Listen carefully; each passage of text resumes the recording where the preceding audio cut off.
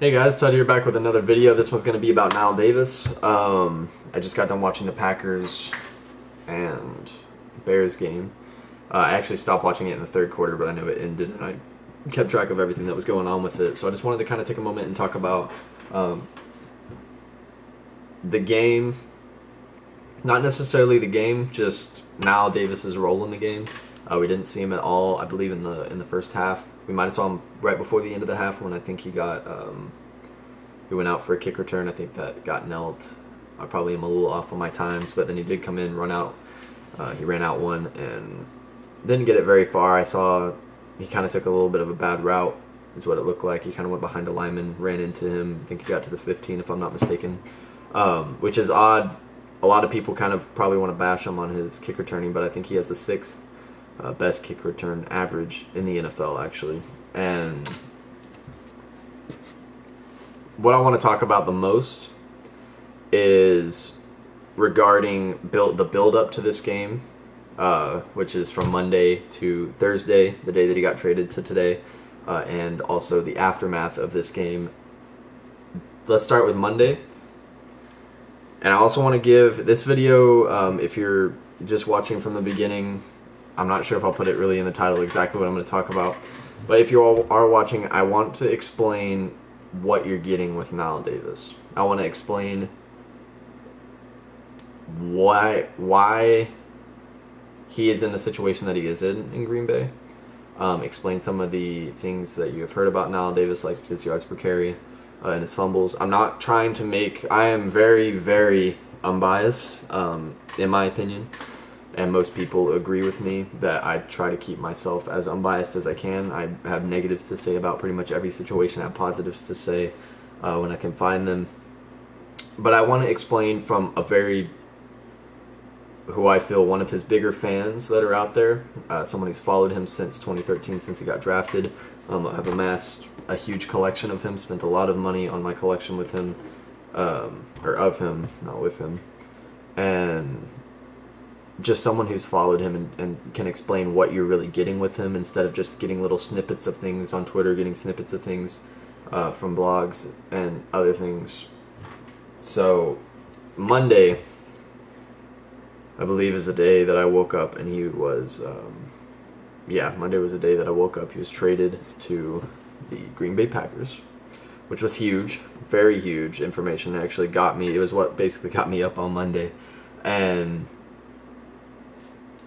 immediately Twitter blows up over this, which is odd because with most, I think it's odd because Green Bay is more of a big market team, and they hadn't made really an in-season trade since 2010, which is causing most Packers fans alarm to kind of go off and wonder if Knile Davis is a real deal. Most Packers fans probably hadn't really even heard of Knile Davis. Fantasy people are not really fans of the name Knile Davis, because he was supposed to be the savior of people who had Jamal Charles in 2015. That didn't go over well with the emergence of Spencer Ware and Sharkhandrick West, which is ultimately what was the end of Knile Davis's career in Kansas City. Now, before you try to attack me in the comments saying that he did not do anything tonight, that he only had 2 carries for a yard. 1, I can't help that. 2, this was very easy to see coming. Monday, you get the news about the trade. I think he's there Tuesday. I'm pretty sure it's the day that he arrived. This week has been a blur. I've been doing midterms and stuff, so I've been trying to follow it best I can. But, my days are definitely kind of spotted around. But Tuesday, I believe he arrived at camp, and he's already out hitting the practice field, trying to learn the playbook and everything. So from Tuesday to, say, Thursday, like midday, is roughly what you're getting with him practicing. Plus, you've got like the pregame stuff, which you're not really necessarily learning anything. You're just getting ready for the game. So between that time, you're expecting someone who had no idea this was really coming. This guy's been on the trading block for about a year. The Chiefs denied a trade to him for about a year until Charles got better.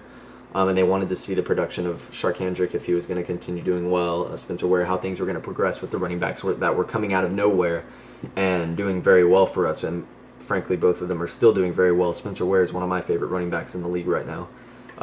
And so you're having a guy that's coming from the AFC West, a pretty tough division when it comes to running the ball.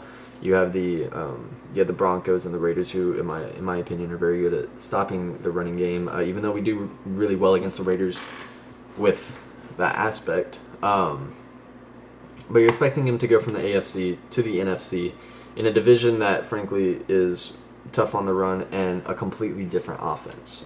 You're going with definitely a passing offense in Green Bay. Rodgers is not the quarterback that Alex Smith is. You're definitely dealing with different teammates, different styles. So in 3 days, you're expecting the man to handle a major workload. And for people that are disappointed that he didn't really help their fantasy team this week, I think that you need a lot more help if you're starting a guy who's on 3 days with a new team and expecting them to score the 20 points that I believe Yahoo was expecting him to score. It's just not realistic. You're not gonna get that much workload out of the guy, let alone him be as productive in a new division. It's gonna take some time. It's definitely something that's gonna be tough to learn. Hopefully in 10 days he can get a grip on how things are gonna be more than he does right now. I definitely understand why McCarthy sat him out. There were a lot of reports back and forth. I used to be a Packers fan a long time ago, and now I just really follow the Chiefs. I follow other teams. I know about how other teams work and stuff, but I don't know the inside details of how McCarthy works or how their players are and everything. So from what I heard, McCarthy was given like mixed signals I heard reports from major sources saying that the other running back they had on their roster, I think his name's Don Jackson, I believe, that he was going to be the main back, and then I heard Montgomery's going to be the main back, and then I heard Davis is going to get a lot of the carries, and it's just a lot of mixed signals. But to me, the whole time, starting probably Wednesday night, I realized Knile wasn't going to get a lot of the carries. With hearing that Lacey was going to be on the IR, possibly out for the year, I expected them to definitely work around, trying to utilize 3 backs, see which ones they're going to be comfortable with using, and try to help their situation out, figuring out what the strengths of each of them are and what they can utilize them within a game. And I was expecting now to get more playing time early on in the game than later in the game to help set the tempo, but they definitely came out strong with Montgomery, and that's who they used the rest of the game. He did a fantastic job, and I think he's made a case for him being the running back for that team personally. So for you to expect Knile Davis to come out and have 20 points in a fantasy game already shows that you're kind of in a hole, unless you're just very optimistic about him learning a playbook in 3 days.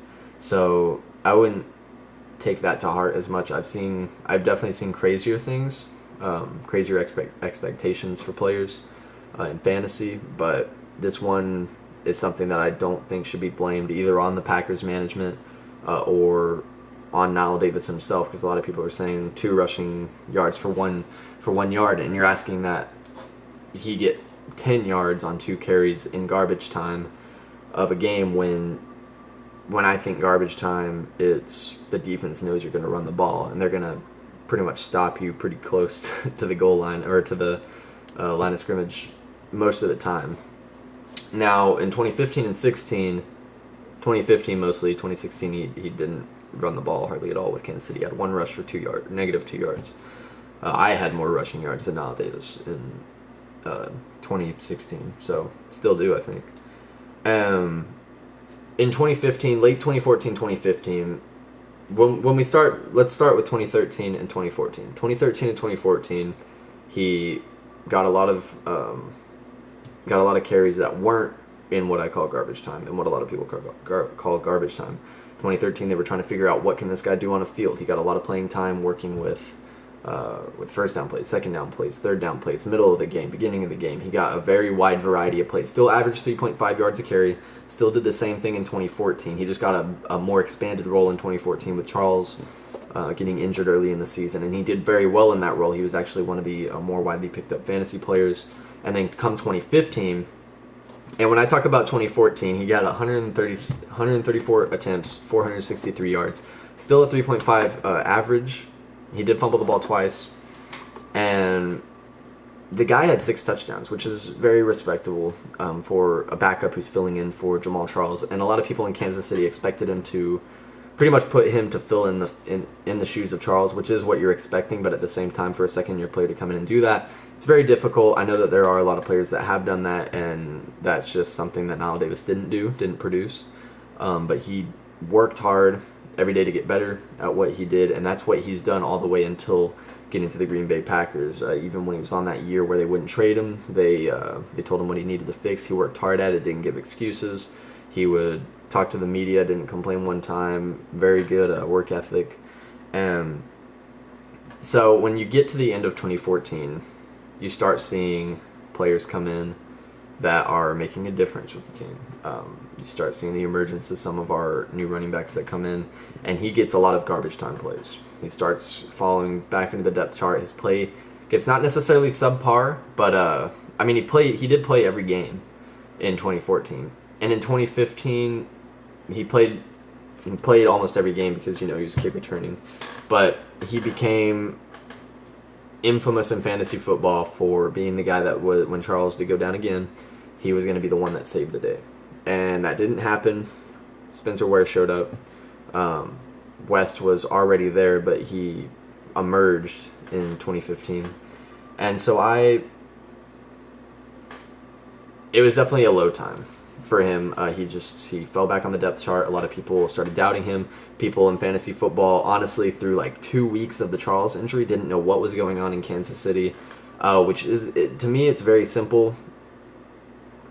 It's very easy to kind of like look it up, see what's going on, but a lot of people still, like 2 weeks after the injury, when they had picked up Knile Davis right after the injury, are wondering, why is this guy not playing? Who's playing instead of him? When you've had West there for close to about a year, he really emerged in 2015. But you've got some names that you should expect by now, I guess, would be the ones that are taking over the main roles, and Knile Davis just wasn't that guy in 2015. And he struggled mightily, 28 yards on 72 carries, which is a 2.6 yards per carry average. A lot of that was in garbage time, and some of those actually weren't. I actually remember some of the games that he did play. So he struggled a lot in 2015, and that just ultimately led to him not being a big factor on the team when Spencer Ware started tearing it up.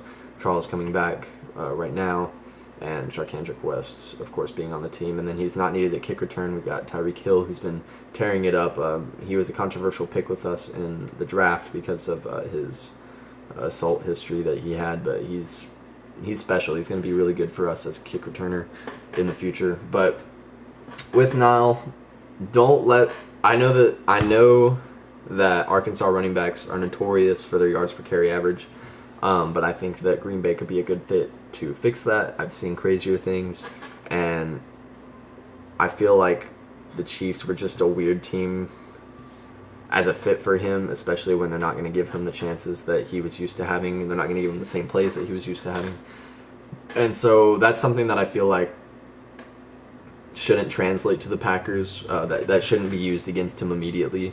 As a Green Bay Packer, you shouldn't be like, well, this is like a guy on our roster and he's got the 3.3. His career average is a 3.3 yards per carry average. A lot of those plays, garbage time plays, but when you mix all of his averages together, even when he got all those plays in 2014, still a 3.5 yards per carry average. So subpar, something he could work on. The big thing, I think he needs to find lanes. Tonight he had a bad lane read on one of his rushes that probably could have gotten him a good half dozen yards or so on that. So there's definitely improvements to be made. I'm not saying he's a perfect player at all, but there are some things that you need to let loose. Not every running back is perfect. Green Bay used to having Lacey. He was averaging about 5 yards a carry. No touchdowns this year, but definitely a player that is above Knile Davis's playing skill as far as I'm concerned, and as far as I believe everybody is concerned. The fumbling, I always hate seeing people talk about Knile Davis and his fumbling problems. the man in 2013 and 14 definitely struggled with fumbling problems. I agree that he has a bad history of fumbling problems. However, he specifically worked on his fumbling problems starting the end of 2014. He was working on it a little bit before that. Fumbled, I believe, 2 more times that year, and so he worked on it heavily during the offseason. Hasn't fumbled since. He did fumble in the 2015 playoffs against the Patriots, which was, as a lot of Chiefs fans remember that moment from him, possibly more than they remember the kick return that he had against the Texans at the start of the playoffs. But that one, I always kind of like to argue about, just because even the analysts, even a lot of people were saying that was an extremely hard play not to fumble on, because they hit the ball perfectly and it just kind of popped out.